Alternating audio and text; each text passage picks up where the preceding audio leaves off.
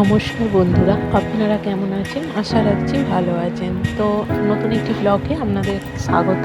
তো একটা রান্না পুজোরই ব্লগ। তো পরের দিন যেদিন বিশ্বকর্মা পুজো ছিল, তো আমাদের একটা পান্না বলা হয়।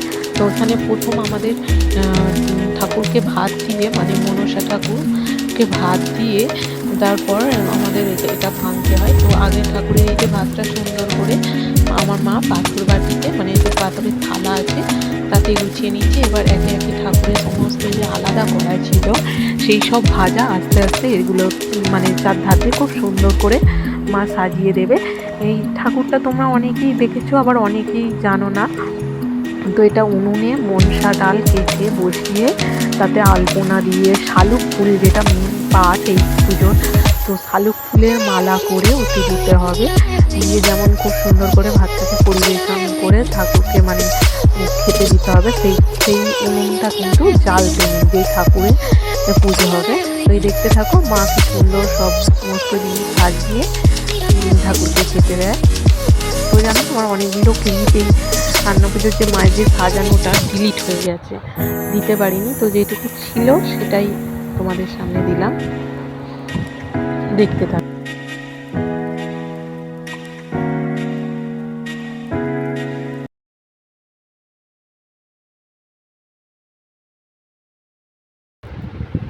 দেখো সব ভাজাগুলো আস্তে আস্তে মা সাজিয়ে দিয়েছে। কুমড়ো ভাজা, আলু ভাজা, পটল ভাজা, তারপরে তোমার বরবটি ভাজা, সব রকম ভাজা যে যতগুলো ছিল ঠাকুরের সব দিয়ে দিয়েছে। আর এই দেখো মাম্মাম এখানে সিঁদুর নিয়ে খেলা করছে, কেননা এখানে সেই সিঁদুরটা মানে ঠাকুরেরকে যে স্বস্তিক চিহ্ন আঁকতে হয় আর মা মনসার এতে পাতায় দিতে হয়।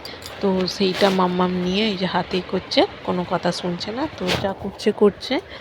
তো এবার সবাই আস্তে আস্তে মা এই সব কটা সাজিয়ে নিয়ে এবার টকটা দেবে ঠিক ভাতের মধ্যিখানে, আর পান দেওয়া হবে। তো দেখো কেমনভাবে মা এটা রেডি করে, যেখানে ডাল দিয়ে দিচ্ছে।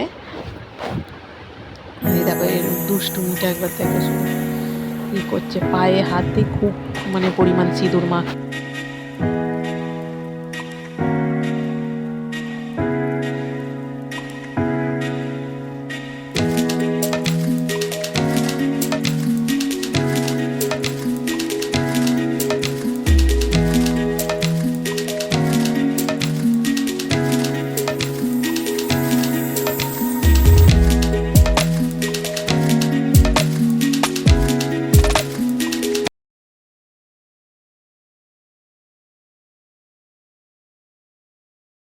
যে মায়ের সবটা দেয়া হয়ে গেছে, দিয়ে এবার মা গুছিয়ে নিচ্ছে।